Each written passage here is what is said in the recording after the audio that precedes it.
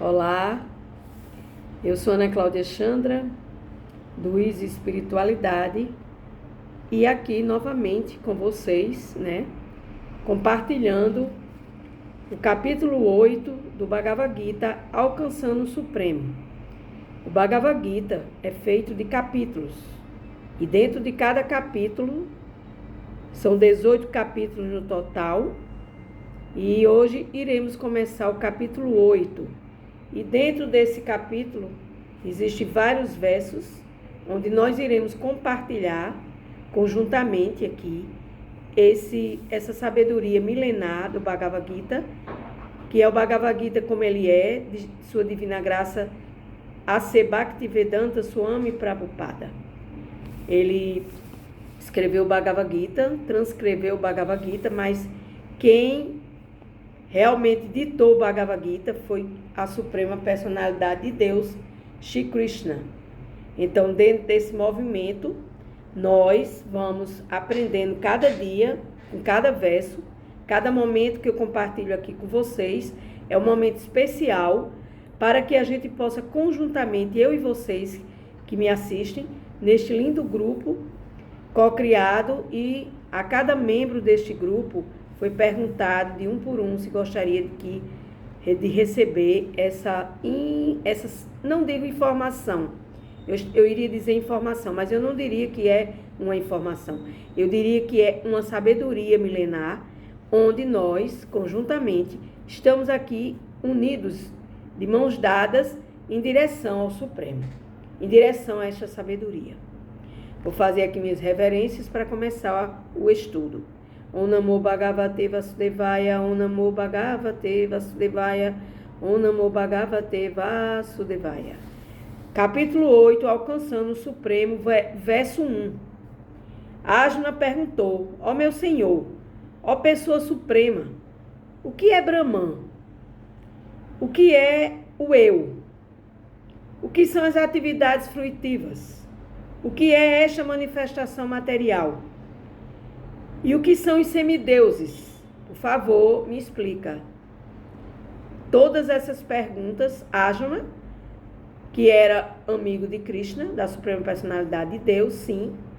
Deus é uma pessoa, dentro do Bhagavad Gita, Deus é a pessoa suprema, e nós devemos nos relacionar com a pessoa suprema como uma pessoa, um amigo íntimo, Então aqui Arjuna era o seu companheiro na batalha de Kurukshetra, e Krishna conduzia a sua quadriga, dentro dessa batalha, e Arjuna, ele se viu impedido de lutar por diversos motivos, medo, insegurança.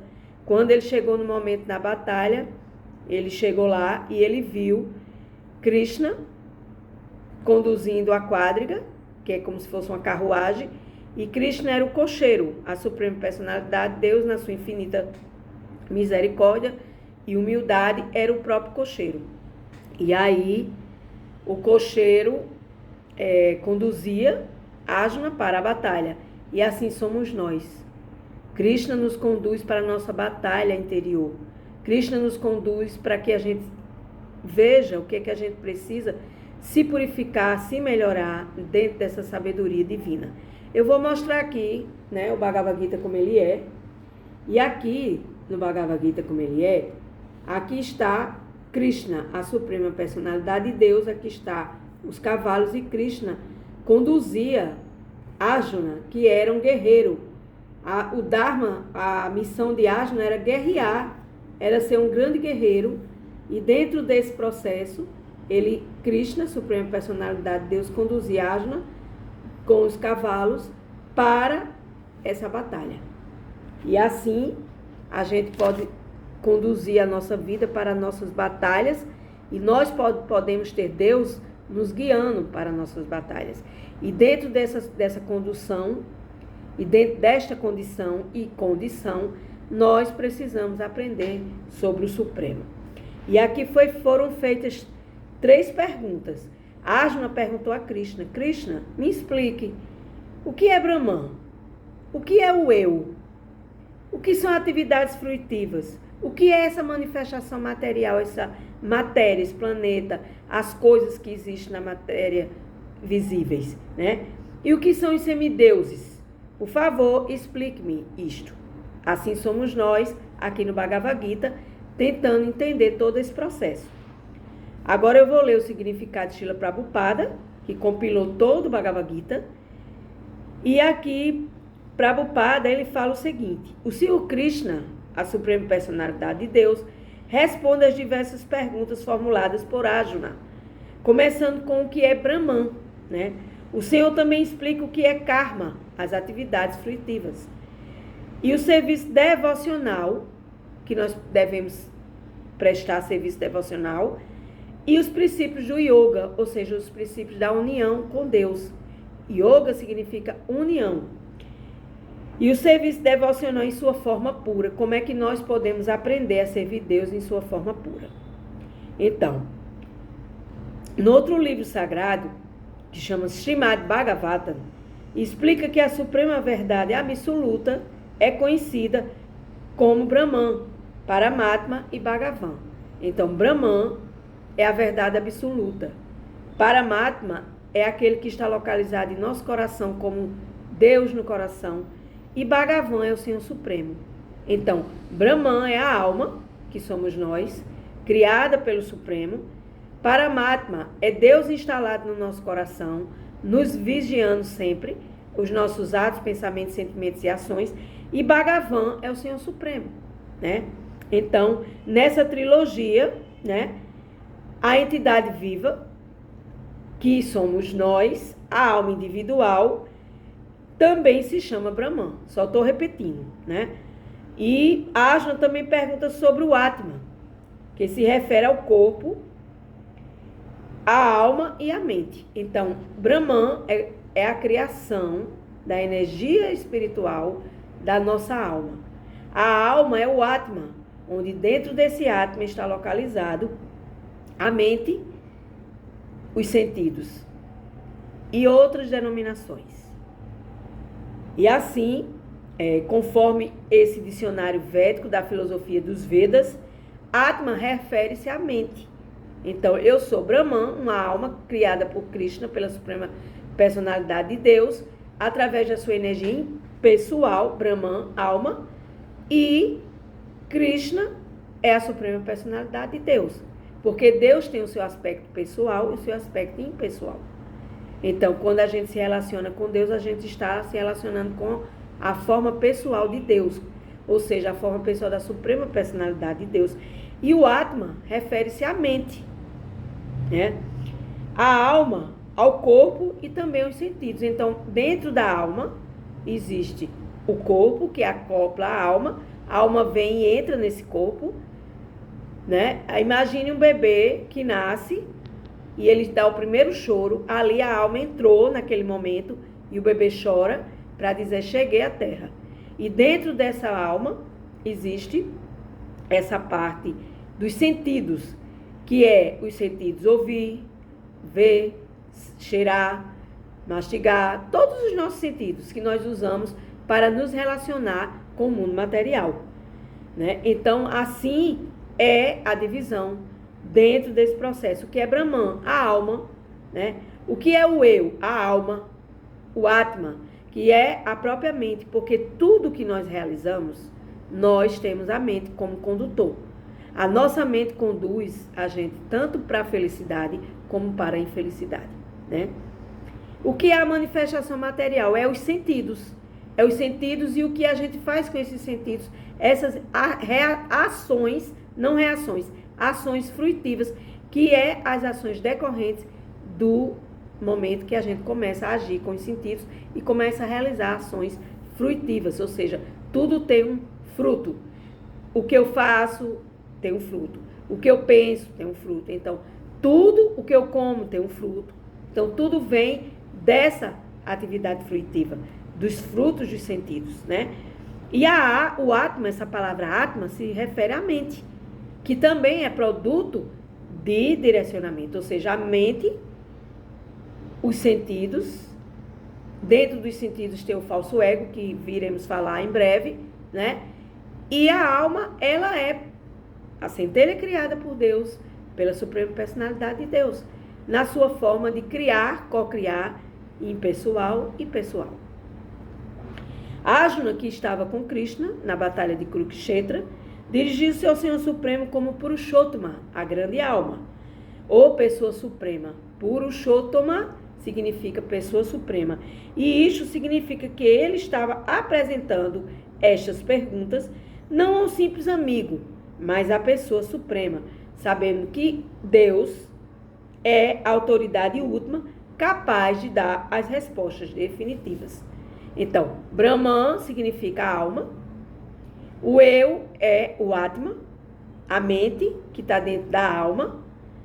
O que são atividades fruitivas é justamente o que Prabhupada falou aqui, né?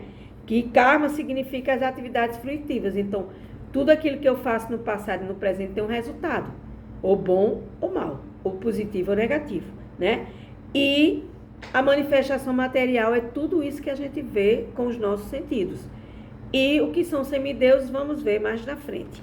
Então, Krishna, aqui no verso 2 do Bhagavad Gita, ele explica: quem é o Senhor do sacrifício e como ele vive no corpo? Ó Madhusudana.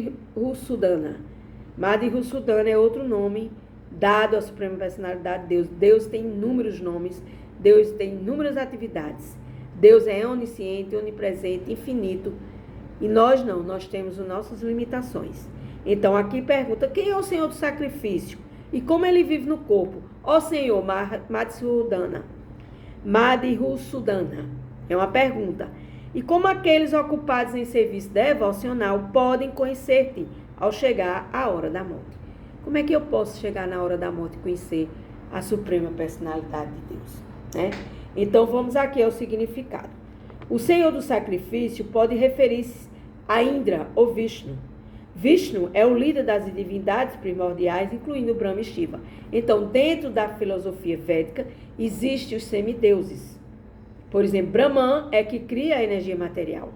Vishnu mantém toda essa energia material e Shiva aniquila tudo. Brahma, Vishnu e Shiva são as três energias principais do Senhor Krishna. Eles são semideuses, Shiva, Brahma e Shiva, né? Então, Vishnu é uma das expansões do Senhor Supremo. Nossa, Ana Cláudia, quanta confusão. Não, o princípio é você entender que tudo é emanação de Deus, tudo é emanação do Supremo. E existem várias denominações de semideus, porque já que Deus é o presidente mundial global, o presidente trabalha com os ministros. E Vishnu, Indra, são os ministros, né? E aí, nesse processo, quando se adora um semideus, o semideus do sol, o semideus da lua, o semideus dos céus, o semideus da riqueza, nós devemos prestar sacrifícios. Ou seja, para a gente entender aqui no Ocidente, sacrifício seria a gente oferecer algo para esses semideuses. No sentido que quando a gente cultua algum santo, a gente oferece algumas coisas para aquele santo. Então, na nossa mentalidade aqui ocidental, nós podemos entender esses santos como os semideuses, mas não é propriamente, porque os semideuses, eles são outro tipo de qualificação dentro da filosofia védica, ok? Então, aqui a Arjuna pergunta: quem é o verdadeiro Senhor do sacrifício e como o Senhor reside dentro do corpo da entidade viva? Então, quando Arjuna perguntou isso a Krishna, né? Krishna, ele vai responder de acordo com o merecimento do entendimento, da capacidade de Arjuna, como a nossa capacidade de entender. Por quê? Porque as coisas de Deus são infinitamente sábias e nós não podemos entender tudo de uma só vez. Nós temos que procurar ir passo a passo dentro desse processo, né? Então, quando a gente realiza as ações fruitivas, nós vamos fazendo essas ações fruitivas se tornarem frutos. E essas ações fruitivas, esses frutos, um dia eles vão frutificar. E se você tiver a boa sorte de frutificar bons frutos, você vai ter muitos auspícios na sua vida, muitos resultados auspiciosos, ou seja, iluminados, né? E quando você chegar à hora da morte, você vai ser testado por tudo aquilo que você fez em vida, né? E aqui a Juna pergunta à Suprema Personalidade de Deus, né? Qual deve ser a posição deles no momento final? Na hora da morte, todas as funções do corpo entram em desordem. E a mente não está numa condição apropriada. Então, quando a gente chega ao momento de falecer, você pode observar pelos seus parentes, se é que você já acompanharam alguém falecer. Eu acompanhei minha mãe. A pessoa fica totalmente desnorteada. Mas nesse momento, a gente tem que fixar nossa mente no divino. A gente tem que procurar buscar essa ação mental para direcionar, mesmo nessa desordem, a mente focada em Deus, em Krishna. Por que a gente deve fazer isso, né? Para que a gente se lembre do Senhor Supremo, e quando a gente sair, a alma sai dentro desse corpo, ela vai habitar planetas superiores, ou até mesmo, se ela tiver a boa fortuna, ser liberada de não mais voltar a esse cativeiro terreno, que é esse planeta cheio de doença, pobreza e misérias, né? Então, nesse processo, né, a gente tem que manter a mente tranquila. É difícil, mas isso é um treino. E isso você vai treinando durante toda a sua vida. Se voltando para as atividades espirituais, buscando espiritualidade, entendendo o Bhagavad Gita, entendendo os livros sagrados, né? Então, a gente vai buscando essa condição de estar de acordo com os frutos dentro deste corpo das ações fruitivas, né? E aí, aqui, deixa eu ler um pouco aqui para vocês, né? Na hora da morte, todas as funções, repetindo, do corpo entram em desordem e a mente não está numa condição apropriada. Perturbada por esta situação do corpo, a pessoa talvez não consiga lembrar-se do Senhor Supremo. Então, meu querido Senhor, agora estou bem saudável e é melhor que eu morra imediatamente, para que o cisne da minha mente possa embrenhar-se no caule de teus pés de lótus. Ou seja, aqui é uma oração de um sábio em direção oferecida à Suprema Personalidade de Deus, pedindo para que Deus, Krishna, abra essa mente no momento da morte, para que ele possa ter uma morte auspiciosa. Talvez a gente aqui no Ocidente, a gente diga, meu Deus, porque a gente tem medo da morte, a gente não fala em morte. E lá no Oriente é totalmente diferente. Lá no Oriente, os sábios da Índia sabem que isso tudo aqui é uma ilusão, que a gente, em algum momento, a gente vai embora daqui e a gente precisa plantar para colher bons frutos, né? E a partir do momento, né, que a gente tem essa consciência aqui, né, que Krishna diz, ofereça a mim serviço devocional, pense em mim na hora da morte, na hora do desenlace, né, que a alma sai do corpo, sua mente, né, o meu Atma que está dentro da minha alma, ele precisa estar voltado para a Suprema Personalidade de Deus. Então isso é um treino.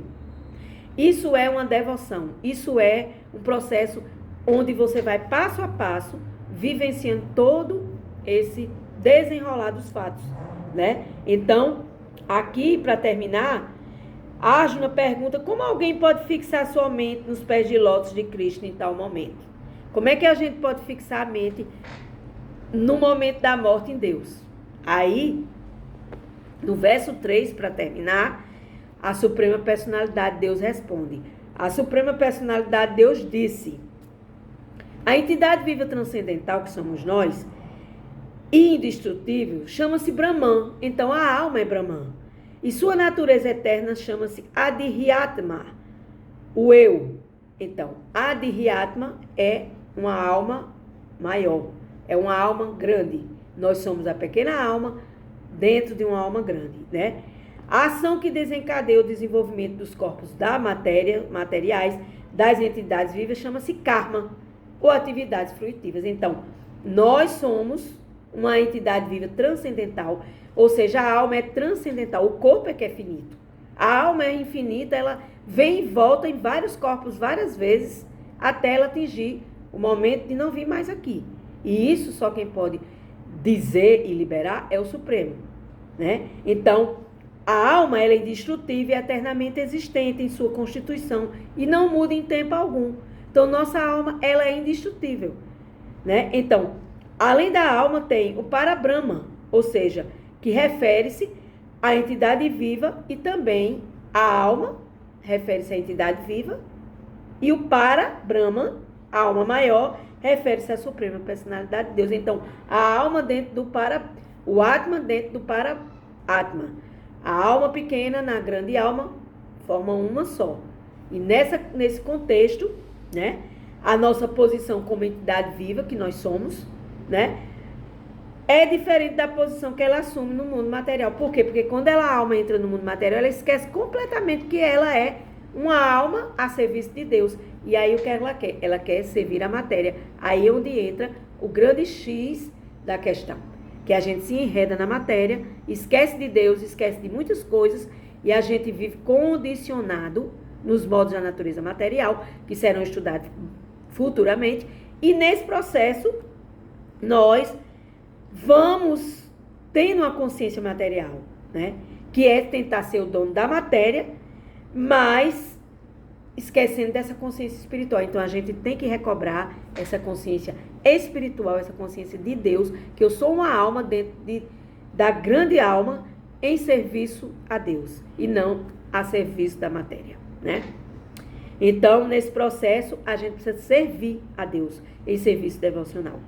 Quando está em consciência material, a entidade viva tende a aceitar vários corpos no mundo material. Ou seja, nascer e renascer, nascer e renascer. E isso se chama karma. Ou seja, resultado das ações fruitivas em corpos anteriores e no meu corpo atual também. Porque desde que eu nasço, eu também cometo algumas ações fruitivas que não estão em acordo com a Suprema Personalidade de Deus dentro deste caminho devocional. Então, eu vou jogando meus frutos, minhas sementes kármicas no meu terreno da minha vida pessoal. E vai chegar um momento que eu vou ter que colher esses frutos. E aí a colheita é obrigatória. A semeadura é livre, mas a colheita é obrigatória. E assim já dizia o grande mestre Jesus nos seus ensinamentos bíblicos, né? Então eu vou ficando por aqui com esses versos, né? Estamos começando o capítulo 8, alcançando o Supremo, ou seja, vamos entendendo o Supremo e alcançando ele. Verso 1, verso 2 e verso 3 para o dia de hoje. Com gratidão, eu encerro mais um dia de compartilhamento do Bhagavad Gita. Gratidão, Namastê, Hare Krishna.